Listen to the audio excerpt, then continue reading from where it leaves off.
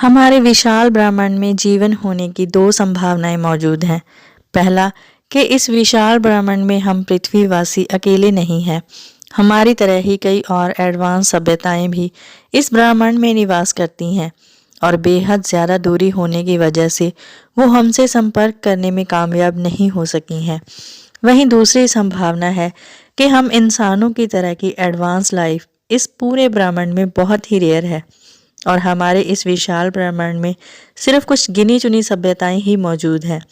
लेकिन हमारे ब्रह्मांड में ऐसे ग्रह जरूर ही मौजूद हैं जहां जीवन अपने शुरुआती दौर में उत्पन्न हो रहा हो और वो हम इंसानों की तरह ही एक इंटेलिजेंट थीसिस बनने की दिशा में आगे बढ़ रहा हो।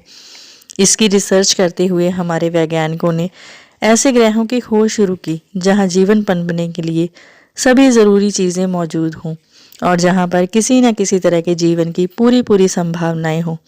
इसी रिसर्च के दौरान हमारे वैज्ञानिकों को हमारे सौर मंडल से करीब 40 लाइट ईयर दूर एक ऐसे रेड ड्वार्फ स्टार सिस्टम का पता चला है जहां कुछ ऐसे ग्रह मौजूद हैं जहां जीवन अपने शुरुआती दौर में पनप रहा हो।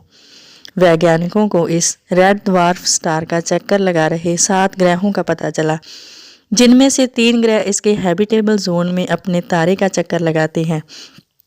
हैबिटेबल जोन किसी भी सौर मंडल का वो जोन होता है जहां जीवन की संभावनाएं मौजूद होती हैं।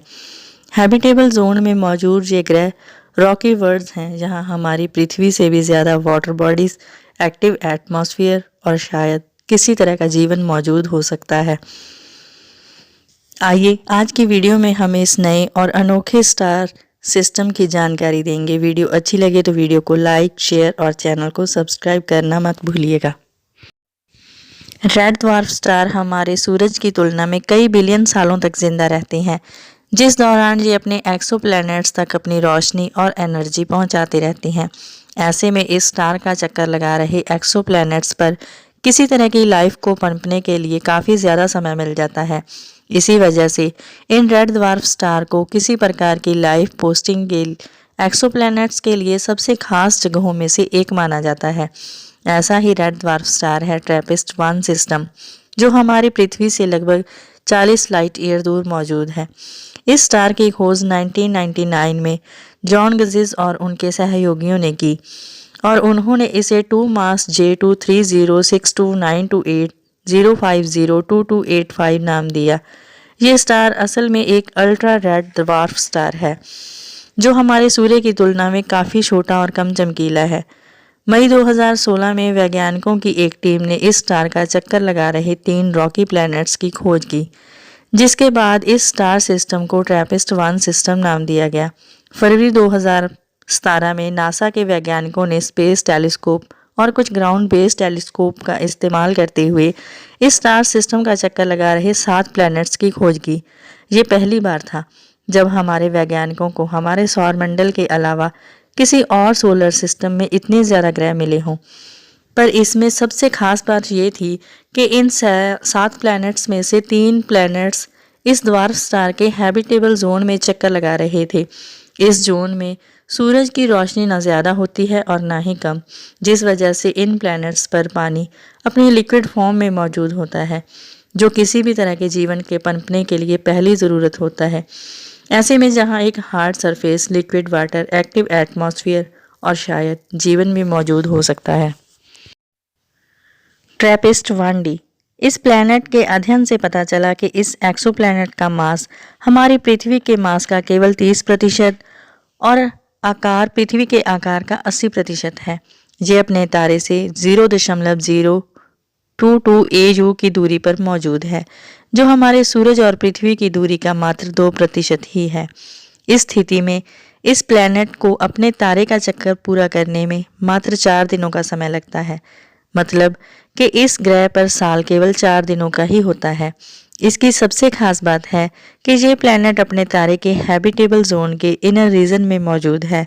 इस प्लैनेट पर अपने तारे से उतनी ही सनलाइट जाती है जितनी हमें सूरज से पृथ्वी पर मिलती है। ऐसे में इस प्लैनेट का 5% मास लिक्विड वाटर के ओशंस के रूप में मौजूद हो सकता है। इसका वॉल्यूम हमारी पृथ्वी के महासागरों में मौजूद पानी से भी सैकड़े गुणों ज़्यादा हो सकता है। यहाँ पर इस पानी में जीवन के पनपने की विशाल संभावनाएं मौजूद हैं। इस प्लैनेट का एवरेज टेम्परेचर 9 डिग्री सेंटीग्रेड से लेकर -18 डिग्री सेंटीग्रेड के बीच हो सकता है, जो किसी तरह की लाइफ के रिवॉल्व होने के लिए बेहद अनुकूल है। अपने तारे के नज़दीक मौजूद होने के कारण ये एक्सोप्लैनेट अपने तारे से टाइटली लॉक्ड हो सकता है, यानी कि इस तारे का एक साइड हमेशा अपने तारे के सामने और दूसरा साइड अपने तारे की दूसरी तरफ रहता है। ऐसे में सामने वाली साइड पर तापमान जीवन के अनुकूल रहता है और दूसरी साइड बेहद ठंडी रहती है। पर वैज्ञानिकों का मानना है कि यहाँ का एक्टिव एटमॉस्फेयर प्लैनेट के दूसरी साइड तक एनर्जी पहुँचाकर इस प्लैनेट के क्लाइमेट को स्टेबल रखता है। ये एक रॉकी सरफेस वाला एक्सोप्लैनेट जिसका आकार दूसरे ट्रैपिस्ट-1 ग्रहों की तुलना में काफ़ी छोटा है, जिस वजह से इसकी सरफेस ग्रेविटी मात्र 0.48 है, यानी कि इस ग्रह पर वेट पृथ्वी की तुलना में आधा ही होगा। यहाँ पर मौजूद एक्टिव एटमॉस्फेयर यहाँ ड्वार्फ स्टार से आने वाली अल्ट्रावायलेट वेव्स से इसे बचाता होगा। इस एक्सोप्लैनेट का अर्थ सिमिलैरिटी इंडेक्स 0.91 है, जो इसे सौरमंडल से परे खोजा गया अभी तक का पृथ्वी से मिलता जुलता 6वां ग्रह बनाता है। ट्रैपिस्ट-1e इस एक्सोप्लैनेट का मास हमारी पृथ्वी के मास का 78% और इसका आकार हमारी पृथ्वी का करीब 91% है, यानी कि मास और आकार में ये हमारी पृथ्वी से काफ़ी मिलता जुलता एक्सोप्लैनेट है। ये हमारे तारे से केवल 0.029 AU की दूरी पर है, जो हमारे सूरज और पृथ्वी की दूरी का मात्र 3% है। इसे अपने तारे का एक चक्कर पूरा करने में केवल 6 दिनों का समय लगता है, यानी कि इस एक्सोप्लैनेट पर साल मात्र 6 दिनों का ही होता है। ये एक्सोप्लैनेट अपने तारे के हैबिटेबल जोन के मिडल आउटर रीजन में मौजूद है, जिस वजह से इसे पृथ्वी की तुलना में अपने तारे से केवल 60% लाइट ही मिलती है। ये एक रॉकी एक्सोप्लैनेट है, पर वैज्ञानिकों को इस एक्सोप्लैनेट पर किसी तरह के लिक्विड ओशन का पता नहीं चला है, पर यहाँ लिक्विड वाटर, सॉलिड आइस और एटमॉस्फेयर में वाटर वेपर के रूप में मौजूद हो सकता है। इस एक्सोप्लैनेट का एवरेज टेम्परेचर -25 डिग्री सेंटीग्रेड से लेकर -40 डिग्री सेंटीग्रेड तक चला जाता है। अपने रेड ड्वार्फ स्टार के नज़दीक मौजूद होने के कारण ये बाकी ट्रैपिस्ट-1 ग्रहों की तरह ही अपने तारे से टाइटली लॉक्ड हो सकता है। ऐसे में एक साइड में लिक्विड वाटर वेपर बनकर उड़ जाता है और दूसरी साइड पर यह सॉलिड आइस बन जाता है और दोनों के बीच एक सिल्वर लाइन मौजूद हो सकती है। यहाँ एवरेज टेम्परेचर 0 डिग्री सेंटीग्रेड से ऊपर रहता है। यहाँ पानी लिक्विड फॉर्म में मौजूद हो सकता है। ऐसे में यहाँ किसी तरह के जीवन के रिवॉल्व होने की काफ़ी ज़्यादा संभावनाएं हो सकती हैं। इस एक्सोप्लैनेट की सरफेस ग्रेविटी 0.93 ग्राम है, जो हमारी पृथ्वी से काफ़ी मिलती जुलती है। यहाँ पर हमारी पृथ्वी की तरह ही एक एक्टिव एटमॉस्फेयर मौजूद हो सकता है, जो इस एक्सोप्लैनेट के क्लाइमेट को स्टेबल करने में मदद करता होगा और इसे अपने स्टार के अल्ट्रावायलेट वेव से बचाता होगा। इसका अर्थ सिमिलैरिटी इंडेक्स 0.95 है, जो इसे सौरमंडल से परे पृथ्वी जैसा दूसरा एक्सोप्लैनेट बनाता है। यहाँ liquid water, active atmosphere, Rocky surface हो सकता है, जो किसी तरह के जीवन के अनुकूल परिस्थितियाँ हैं।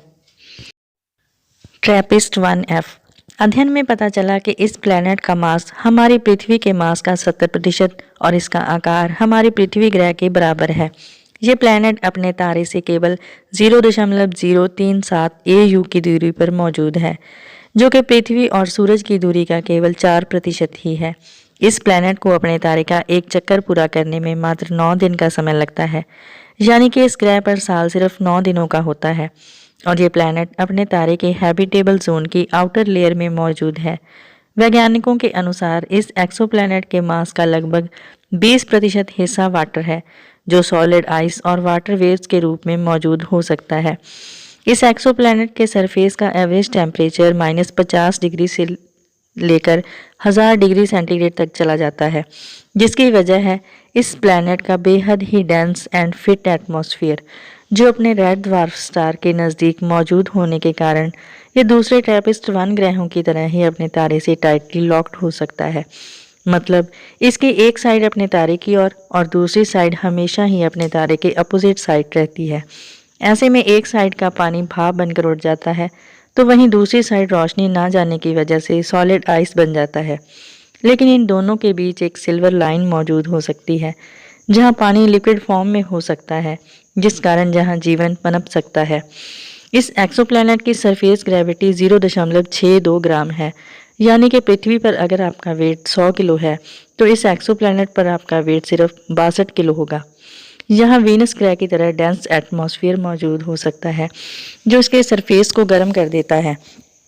इसका अर्थ सिमिलैरिटी इंडेक्स 0.70 है, जो सौरमंडल से परे पृथ्वी जैसा तीसरा एक्सोप्लैनेट है। ऐसी स्थिति में वैज्ञानिकों का मानना है कि इन तीनों ग्रहों में से किसी न किसी ग्रह पर जीवन हो सकता है या अपने शुरुआती दौर में हो सकता है। वर्तमान समय में वैज्ञानिक जेम्स वेब स्पेस टेलीस्कोप और कुछ बेहद एडवांस ग्राउंड स्पेस टेलीस्कोप पर काम कर रहे हैं, जिससे आने वाले समय में पूरी तरह इस ट्रैपिस्ट सिस्टम का अच्छे से अध्ययन किया जा सकेगा। वीडियो में दी जानकारी नॉलेजेबल लगी हो तो वीडियो को लाइक, शेयर और चैनल को सब्सक्राइब करें। धन्यवाद।